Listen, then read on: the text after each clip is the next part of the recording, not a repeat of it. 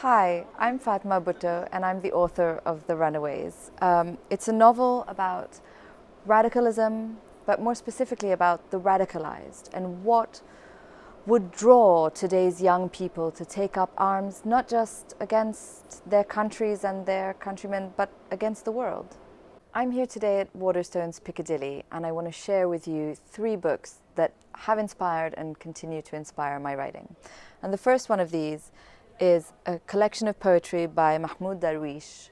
This one is called Mural, but I actually used the poem Rita and the Rifle as the epigraph for my novel, The Runaways. Darwish was born in Galilee, and he grew up as an internal refugee in his own country. And his work is filled with the themes of displacement, exile, longing for home, and also the danger of imagination. I don't know how many poets in here have been arrested, but Darwish was arrested twice, in fact. Once for traveling internally without a permit, and the second time for reciting poetry, and he's one of my all-time favorites. My next choice is James Baldwin, and specifically The Fire Next Time.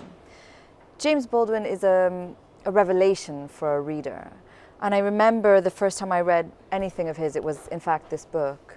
My grandfather had this beautiful library at home in Karachi, and he loved Baldwin, and I went in there and took this book down and was set ablaze by not only the beauty of Baldwin's prose, but also his bravery and his boldness in confronting inequality, racism, structural, systematic racism, imperialism. I mean, he writes beautifully about everything, even film.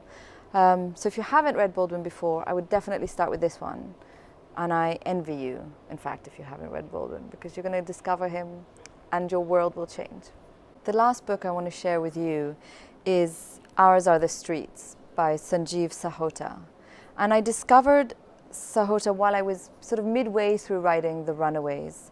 And you probably know him by his second book, The Year of the Runaways, a coincidence. But this is his first book, and it goes from Sheffield to Lahore to Afghanistan, and it's just a sublimely written book. It's so tightly crafted, there's so much suspense, and it's about similar issues as my own, about lives that are changed by loss, by anger, by pain, how families are disrupted and broken, and also the alienation of belonging and not belonging in the world of today.